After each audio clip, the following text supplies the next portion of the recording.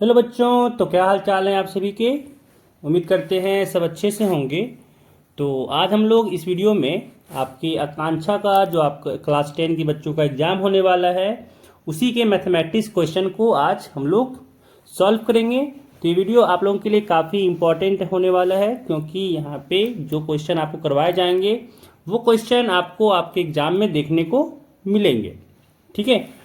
तो अगर अभी तक आप लोगों ने हमारे चैनल को सब्सक्राइब नहीं किया है तो जल्दी से सब्सक्राइब कर लें, क्योंकि इस तरह के आपको वीडियो इस चैनल पे मिलते रहेंगे। चलिए शुरू करते हैं। तो लास्ट वीडियो तक हम लोगों ने 60 नंबर क्वेश्चन तक बना लिया था। अब हम लोग यहाँ पे 61 नंबर क्वेश्चन से बनाना स्टार्ट करेंगे। देखिए सवाल यहाँ पे है कि किसी अनुक्रम का 7वां पद तथा 12वां पद क्रमशः 34 और 64 है, तो उस अनुक्रम का 10वां पद ज्ञात कीजिए। ठीक है। यहाँ पे 7वां पद दिया हुआ है, मतलब A7 दिया हुआ है, कह रहा ये है आपका 34, और साथ में A12 दिया हुआ है 12वां पद, ये है 64। ठीक है। कह रहा 10वां पद निकालना है। अब देखिए A7 मतलब क्या हुआ, A+60, ये दिया हुआ है 34, और यहाँ पे A12 यानी A+11D, ये दिया हुआ है 64, है ना। अब यहाँ पे अगर देखें तो क्या करते हैं, इसको समीकरण 1 मानते हैं, इसको समीकरण 2 मानते हैं, और 2 में से 1 को घटाते हैं। तो घटाने पे क्या हुआ, ए से ए कट गया, 11D में से 6D घटाएं तो बचा 5D, बराबर 64 में से 34 घटाएं तो यहाँ बचा 30, यानी डी बराबर हो गया 30/5। 5 से 30 कटा 6 बार में, तो यहाँ पे डी बराबर आ गया 6।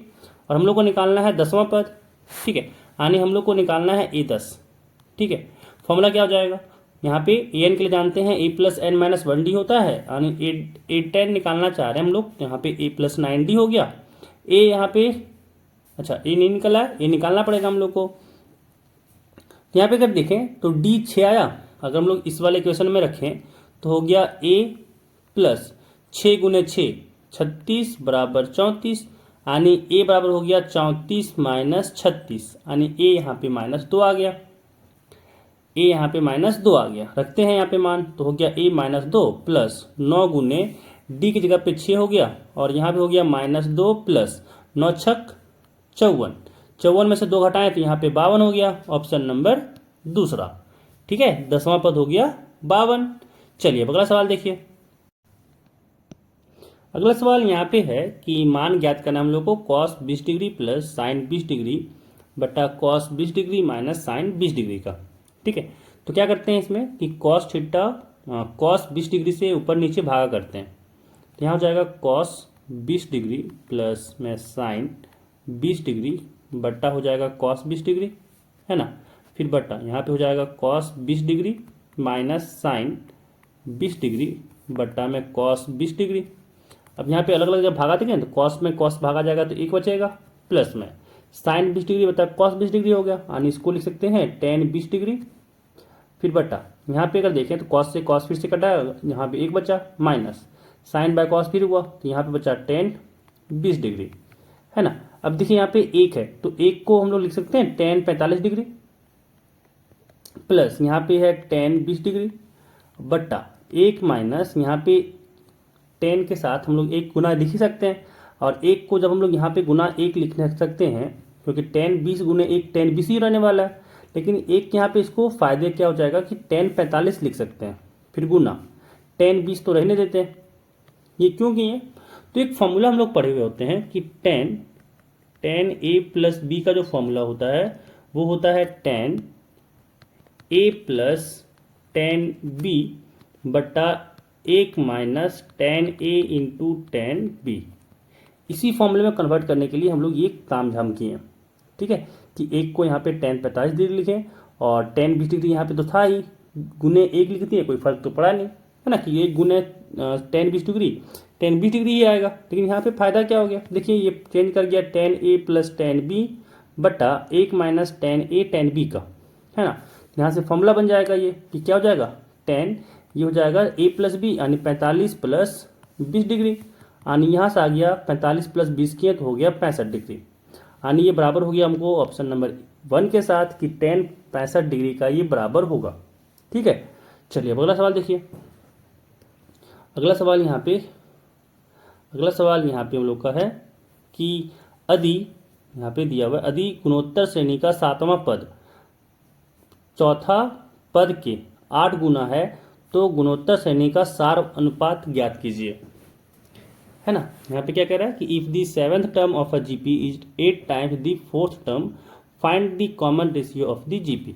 क्या कह रहा है, तो जो 7वां पद है ना, A7, ये बराबर है आपका 8 गुना चौथा टर्म के। ठीक है, कोई दिक्कत नहीं। अब देखिए 7वां पद हम लोग जीपी में जानते हैं, जीपी में अगर आप लोग नहीं पढ़े हैं तो जान लीजिएगा कि जो आपका nवां पद होता है वो होता है AR की पावर n-1। ठीक है, देखिए A 7वां निकालना है, यानी हो जाएगा A गुने R के पावर में 6 बराबर यहाँ हो जाएगा 8 गुने यहाँ पे A 4 है, यानी A गुने R के पावर 3, है ना। जहाँ पे A आपका पहला पद है, R आपका यहाँ पे है सार अनुपात। ठीक है, अब देखिए A से A घटा R के पावर 3 से इधर भागा कर दें तो यहाँ पे हो गया R के पावर 6 बटा R के पावर 3 बराबर में 8। अब देखिए बेस सेम पावर घटेगा, यानी R की पावर हो गया 6 माइनस 3 बराबर 8, यानी यहाँ से आ गया R की पावर 3 बराबर 8।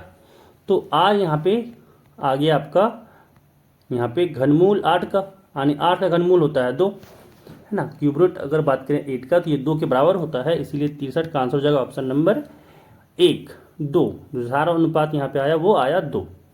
चलिए अब अगला सवाल देखिए। हम लोग को यहाँ पे निकालना है डिस्टेंस। ठीक है, हम लोग को बिंदु ए और बिंदु बी के बीच निकालना है हम लोग को दूरी। दूरी का सूत्र वही फॉर्मूला जो होता है कि रूट में x2 माइनस x1 का स्क्वायर, अगर मान लें इसको a, इसको मान लें b, ये हो गया आपका x1 y1 z1, ये हो गया x2 y2 z2। ठीक है, अगर यहाँ पे a b निकालें तो क्या हो जाएगा, रूट में x2 माइनस x1 का स्क्वायर मतलब -4 माइनस 1 का square plus y2 minus y1 का स्क्वायर, यानी 1 माइनस ऑफ -2, तो माइनस माइनस यहाँ पे +2 हो गया का स्क्वायर प्लस -2, है ना, फिर यहाँ पे माइनस का 3 का स्क्वायर हो गया।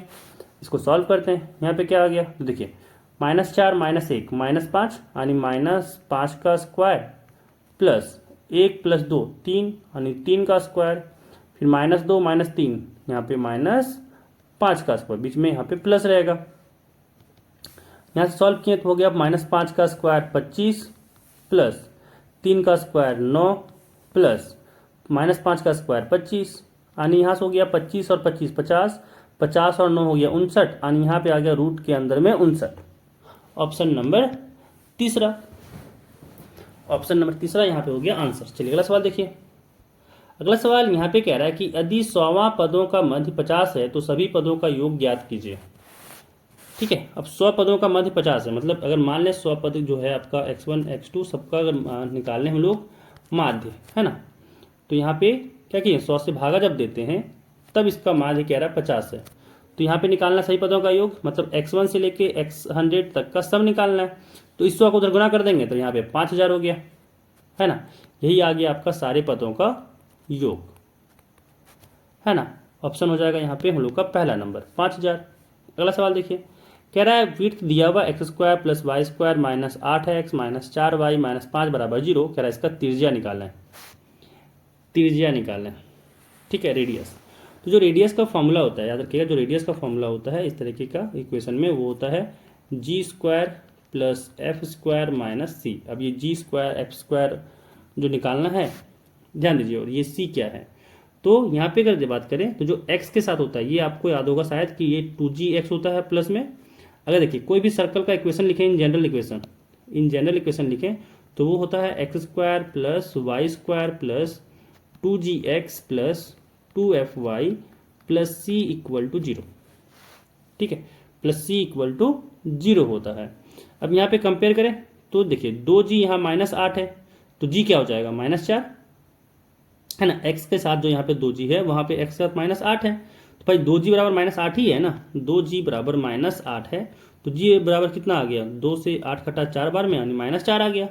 और 2f बराबर -4 है, 2f बराबर -4 है, 2 से f कटा 2 बार में f आ गया -2। ठीक है, g -4 हो गया, f -2 हो गया, और सी को जब यहाँ पे दोनों को कंपेयर किए तो -5 हो गया। बस आर निकाल दिए यहाँ पे मान रख करके। जी का पावर 2 यानी -4 के पावर 2 प्लस एफ के पावर 2 मतलब -2 के पावर में 2 और फिर माइनस सी यहाँ पे -5 है ना। यहाँ से क्या आ गया, यहाँ से हो गया -4 का स्क्वायर यानी 16 प्लस -2 का स्क्वायर हो गया 4 और फिर माइनस और माइनस प्लस हो जाएगा, माइनस गुने माइनस, यहाँ पे आ गया 5। कितना आ गया 16 4 20, 20 और 5 25 हो गया यानी √25 हो गया। √25 होता है 5 यानी जो हम लोग का रेडियस आया वो है ऑप्शन नंबर तीसरा 5। ठीक है, रेडियस यहाँ पे 5 आ गया। चलिए अगला सवाल देखिए, इसको यहाँ पे इरेज करते हैं, इसको यहाँ पे हम लोग इरेज कर लेते हैं। अगला सवाल यहाँ पे हम लोग को निकालना है, हम लोग को यहाँ पे निकालना है साइन थीटा का वैल्यू, मतलब साइन एक्स का वैल्यू निकालना है। 10x का दिया हुआ है, देखिए यहाँ पे 10x कह रहा है, 10x कह रहा है -5/12 है ना। और हम लोग को निकालना है यहाँ पे साइन एक्स निकालना है। देखिए ध्यान रखिएगा कि साइन एक्स जो होता है वो सेकंड क्वाड्रेंट में प्लस में होता है, 10 माइनस में है, सेकंड क्वाड्रेंट में साइन प्लस में होता है। ध्यान से देखिए, अगर शॉर्टकट मेथड जाए तो वही पाइथागोरस लगाना पड़ेगा कि एक राइट एंगल ट्रायंगल आपको दिया हुआ है, इसको मान लेंगे थीटा। तो tan थीटा कह रहा है 5/12 है, माइनस को भूल जाइए, यहाँ पे हो जाएगा 5 क्योंकि परपेंडिकुलर ये है, और ये हो जाएगा आपका 12 क्योंकि ये बेस है। साथ में अगर निकालना चाहें अगर यहाँ पे हम लोग h, तो क्या हो जाएगा 5 का स्क्वायर जोड़ 12 का स्क्वायर यानी ऊपर में आ गया यहाँ पे बराबर में 5 का स्क्वायर 25 जोड़ 12 का स्क्वायर 144 यानी यहाँ पे आ गया रूट में 169, और रूट में 169 करें तो ये 13 होता है ना, मतलब h यहाँ पे 13 आ गया। अब साइन एक्स की बात करें तो साइन एक्स होता है p/h, साइन एक्स होता है p/h। p कितना है तो 5 है यानी यहाँ पे आ गया 5/13। ऑप्शन कौन सा दिखा, ऑप्शन नंबर दूसरा, ऑप्शन नंबर यहाँ पे दूसरा हो गया। याद रखिएगा साइन जो है वो सेकंड क्वाड्रेंट में प्लस में होता है, इसी कारण से ये प्लस में लिखे, माइनस का कोई झंझट यहाँ पे नहीं रखें। चलिए अगला सवाल देखिए, कह रहा है find the sum of n terms of the series. यहाँ पे एक सीरीज दिया हुआ है, इसका बोल रहा है कि सम क्या होगा।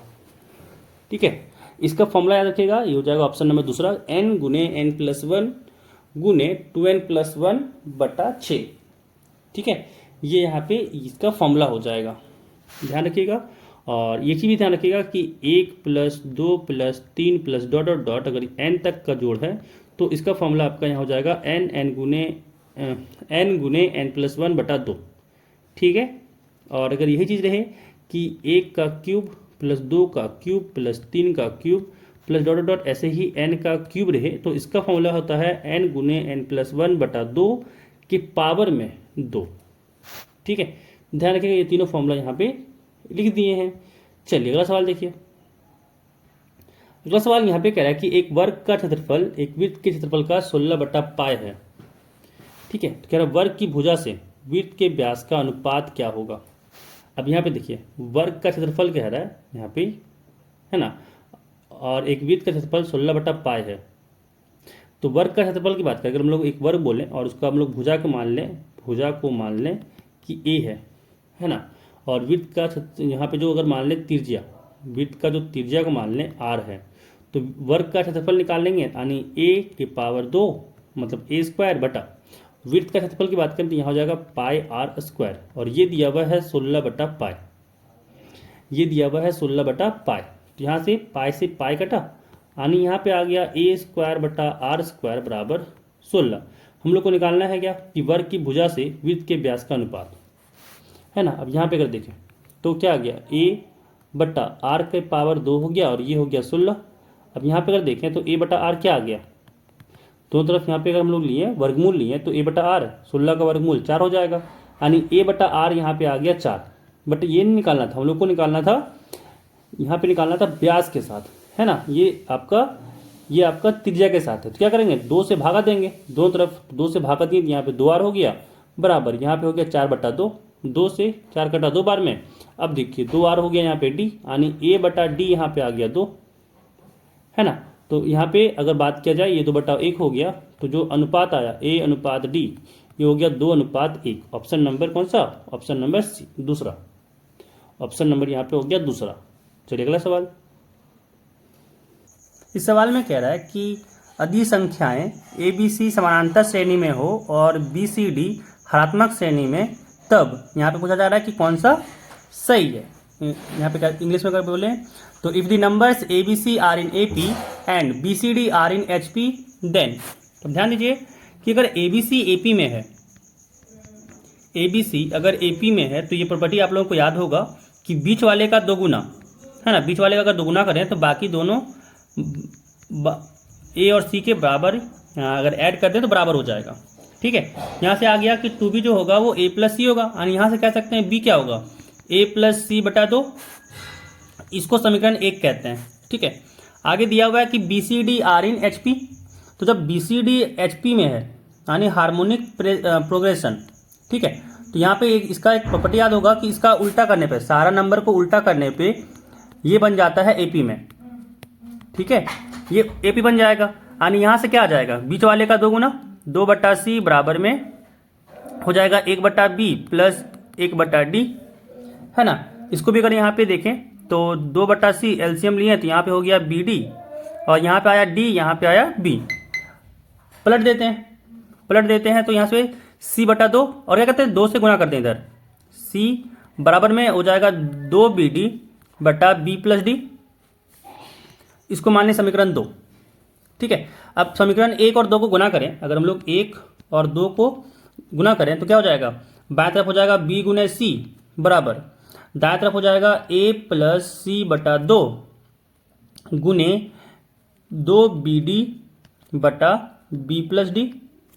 ठीक है, अब 2 से 2 कटा, अब गुना करते हैं क्रॉस में, क्या हो जाएगा, तो इधर हो जाएगा बी सी गुने बी प्लस डी बराबर इधर हो जाएगा बी डी गुने ए प्लस सी। अब गुना करें, ठीक है, अब यहाँ पे गुना करें, बी से बी कटा, अब सी से गुना किए तो यहाँ पे हो गया बी सी प्लस सी से गुना किए तो हो गया सी डी बराबर में इधर हो गया डी से गुना किए तो ए डी जोड़ यहाँ पे हो गया सी डी, दोनों तरफ से सी डी कट गया, यहाँ से आ गया बी सी बराबर में ए डी। तो कौन सा आंसर आया, यहाँ पे हम लोग का आंसर मैच किया बी सी कहाँ पे दिखा हम लोग को, ऑप्शन नंबर 1, तो 70 का 1 हो जाएगा। अगला सवाल देखिए, अगला सवाल यहाँ पे कह रहा है कि 1 प्लस टेन स्क्वायर ए बटा 1 प्लस कॉट स्क्वायर ए ये किसके बराबर होगा। फॉर्मूला याद होगा कि 1 प्लस टेन स्क्वायर ए ये बराबर होता है सेक स्क्वायर ए के, और 1 प्लस कॉट स्क्वायर ए ये बराबर होता है आपका कॉसेक स्क्वायर ए, है ना, याद होगा आप लोग को ट्रिग्नोमेट्रिक आइडेंटिटीज। ठीक है, यहाँ से क्या आ गया सेक स्क्वायर ए बटा कॉसेक स्क्वायर ए, अब इसको पलटे हम लोग तो 1 बाय कॉसेक स्क्वायर ए ये होता है साइन स्क्वायर ए बटा सेक स्क्वायर ए को लिख सकते हैं हम लोग, सेक स्क्वायर ए को लिख सकते हैं हम लोग कि 1 बटा कॉस स्क्वायर ए। अब यहाँ पे आया साइन स्क्वायर ए बटा कॉस स्क्वायर ए ये बराबर हो जाएगा आपका टेन स्क्वायर ए के। आंसर आ गया ऑप्शन नंबर 4। अगला सवाल देखिए, अगला सवाल यहाँ पे हम लोग को निकालना है इस क्वांटिटी का मान।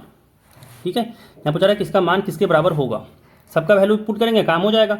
देखिए 3 गुने 1045 का यहाँ पे स्क्वायर है, और 1045 जो होता है 1 होता है, यानी 1 का स्क्वायर है यहाँ पे, माइनस साइन 60 का स्क्वायर है, तो साइन 60 होता है √3 बट्टा में 2, इसका पावर 2 हो गया, माइनस 1 बटा 2।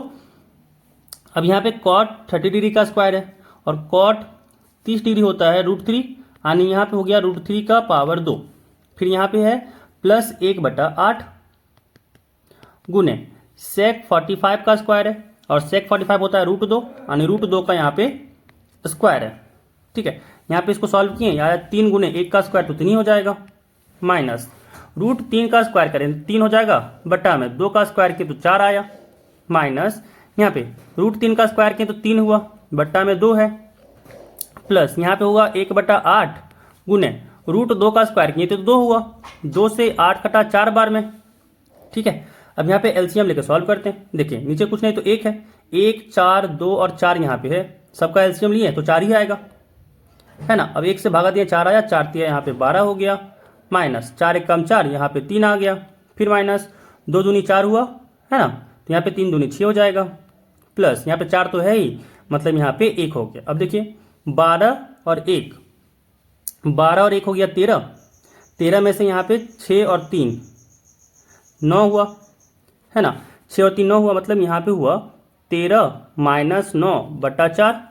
13 में से 9 को घटाएं तो 4 बटा 4 आ गया, 4 से 4 घटा एक बार में, तो यहाँ से आंसर आ गया 1, तो 72 का आंसर 1 हो गया। ठीक है, 72 का आंसर 1 हो गया। चलिए अगला सवाल देखिए, अगला सवाल देखिए, अगला सवाल यहाँ पे कह रहा है कि उन दो बेलनों के आयतन, ठीक है, उन दो बेलनों के आयतन का अनुपात क्या होगा जिसमें पहले बेलन की ऊंचाई दूसरे के व्यास के बराबर है तथा पहले बेलन का व्यास दूसरे की ऊंचाई के बराबर है।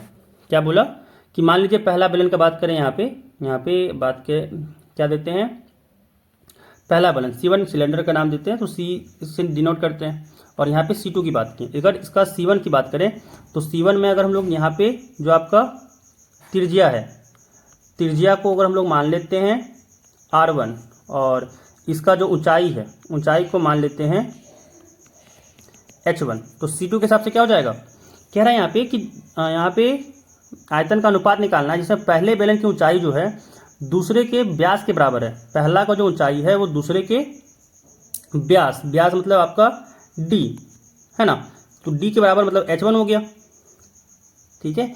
और कह रहा साथ में क्या, दूसरे के व्यास के बराबर तथा पहले बेलन का व्यास, पहले का व्यास, ठीक है, पहले का व्यास मतलब यहाँ पे D1 की बात कर रहा है। D1 जो है वो बराबर किसके है, यहाँ पे अगर हम लोग नामकरण करें इसका H2, ऊंचाई को नामकरण करते हैं H2, ठीक है, तो ये H2 के बराबर है, पहले बेलन का व्यास दूसरे की ऊंचाई के बराबर है ना। इसका हम लोग ऊंचाई को हम लोग यहाँ पे H2 से डिनोट किए है ना। अब ये कंडीशन दिया हुआ है। चलिए अगर हम लोग का आयतन का अनुपात चाहिए V1 बटा V2 चाहिए, तो V1 क्या हो जाएगा, यहाँ पे बेलन है मतलब पाई R1 स्क्वायर H1 बटा पाई R2 स्क्वायर H2, पाई से पाई कटा। अब देखिए सबको R1 और H1 में कन्वर्ट करते हैं, ठीक है, यहाँ पे R1 स्क्वायर रहने दीजिए, गुने H1 भी रहने दीजिए। अब यहाँ पे R2 को R1 में कन्वर्ट करते हैं, तो कैसे कर सकते हैं, R2 या फिर H2 भी होगा, R1 H1 में सबको कन्वर्ट करना है। देखिए यहाँ पे D2 की बात की तो D2 यहाँ पे है H1, तो R2 क्या हो जाएगा, H1 बटा 2, क्योंकि देखिए D2 क्या होता है, D2 होता है यहाँ पे 2R2, तो यहाँ पे R2 आ गया D2 बटा 2, तो यहाँ पे आ जाएगा, एक सेकेंड,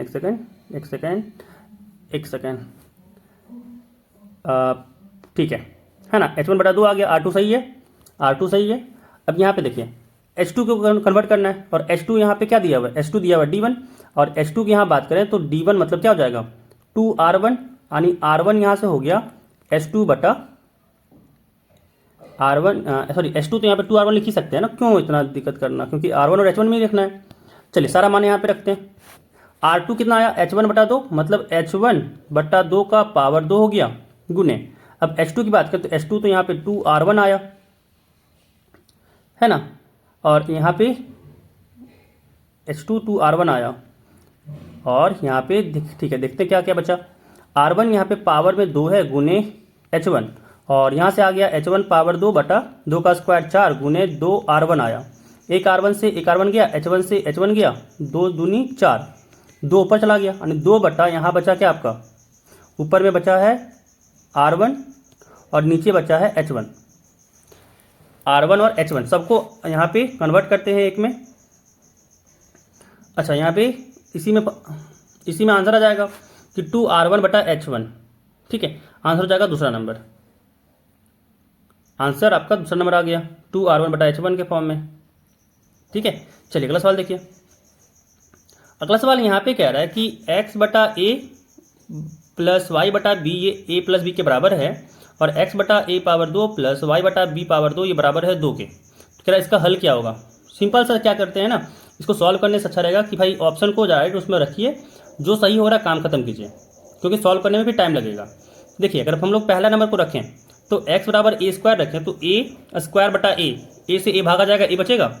जब y की जगह पे b स्क्वायर रखें तो b स्क्वायर बटा b, एक b से एक b कटा, a प्लस b के बराबर आ गया, यानी ये तो सही हो गया है ना। दूसरा में चेक कर लेते हैं कि जब x बटा a स्क्वायर, तो a स्क्वायर से a स्क्वायर कटा, एक बचा, प्लस जब y की जगह पे b स्क्वायर रखें, b स्क्वायर से b स्क्वायर कटा, और यहाँ पे भी एक आया, मतलब एक और एक 2, ये भी सही कर रहा है। सेटिस्फाई जब करा दोनों इक्वेशन को तो ये आंसर हो जाएगा आपका, ठीक है, ये हल हो जाएगा पहला नंबर। चलिए अगला सवाल देखिए। अगला सवाल कह रहा है यहाँ पे कि किसी त्रिभुज के दो शीर्ष 3,5 तथा -4,-5 है, यदि त्रिभुज के केंद्रक 4,3 हो तो तीसरा शीर्ष ज्ञात करें। तो हम लोग एक चीज़ याद रखिएगा, ठीक है, सेंट्रॉइड जो आपका केंद्रक है उसका फॉर्मूला होता है, क्या फॉर्मूला होता है वो बता रहे हैं, दिमाग में रखिएगा बस आप लोग, कि अगर मान लेते हैं इसका 3 जो शीर्ष है ABC, अगर इसका रहा x1, y1, x2 comma y2 और x3 कॉमा y3। तो जो केंद्रक होता है, ठीक है, केंद्रक जो होता है आपका सेंट्रॉइड, जिसको हिंदी में कहते हैं केंद्रक, ठीक है, केंद्रक जो होता है वो होता है x1 plus x2 plus x3 बटा 3 और y1 plus y2 plus y3 बटा 3 होता है, ठीक है। अब देखिए हम लोग को केंद्रक दिया हुआ है ना, केंद्रक हम लोग को दिया हुआ है, मतलब यहाँ से कह सकते हैं कि x1 जोड़ x2 जोड़ x3 बटा 3 ये दिया हुआ है हम लोग को। केंद्रक कितना है, केंद्रक यहाँ पे हम लोग को दिया हुआ है 4,3, यानी ये 4 के बराबर हो जाएगा। और सेम y में हम लोग कह सकते हैं कि y1 plus y2 plus y3 बटा 3 ये बराबर हो जाएगा 3 के, है ना। अब देखिए x1 x2 दिया हुआ है, x3 और y3 निकालना है हम लोग को। अब देखिए यहाँ पे x1 3 है और x2 -4 है, तो 3 जोड़ -4, एक सेकेंड, तो डायरेक्ट -4 ही लिख देते हैं ना यहाँ पे, ठीक है। यहाँ पे हो गया -4 जोड़ x3 तो निकालना था बटा 3 बराबर 4। अब यहाँ पे 3 को गुना करेंगे उधर, 3 में से 4 गया तो -1 प्लस x3 बराबर 4 तिया 12, यानी x3 आ गया 12, -1 बाएं तरफ था, दाएं तरफ हो गया प्लस में 1, यानी x3 आ गया यहाँ पे 12 और 1 13। अगर y में बात करें तो y1 और y2 क्या है, y1 5 है, y2 -5 है, तो यहाँ से आ गया 5 -5 प्लस y3 बटा 3 बराबर 3। यहाँ से 5 से 5 कटा, y3 बराबर हो गया 3 गुने 3 यानी 9, ठीक है। तो x3 यहाँ से आ गया 13, y3 आ गया 9। ऑप्शन कौन सा दिखा, ऑप्शन नंबर पहला। यहाँ पे ये सारा क्वेश्चन कंप्लीट हुआ, है ना, यहाँ पे ये सारा क्वेश्चन कंप्लीट हुआ। तो ये सारे सवाल आप लोगों के एग्जाम के लिए, जो आकांक्षा 40 का आपका एग्जाम होने वाला है, उसके लिए सारे सवाल ये इंपॉर्टेंट है, इसीलिए सारे क्वेश्चन को देख के जरूर जाइएगा, है ना। तो इस वीडियो में बस इतना ही, और आप लोगों से रिक्वेस्ट रहेगा कि अगर आप लोग अभी तक हमारे चैनल को सब्सक्राइब नहीं किए हैं, चैनल को सब्सक्राइब कर लें, साथ ही साथ वीडियो को लाइक कर दें। थैंक यू, मिलते हैं फिर अगले वीडियो में।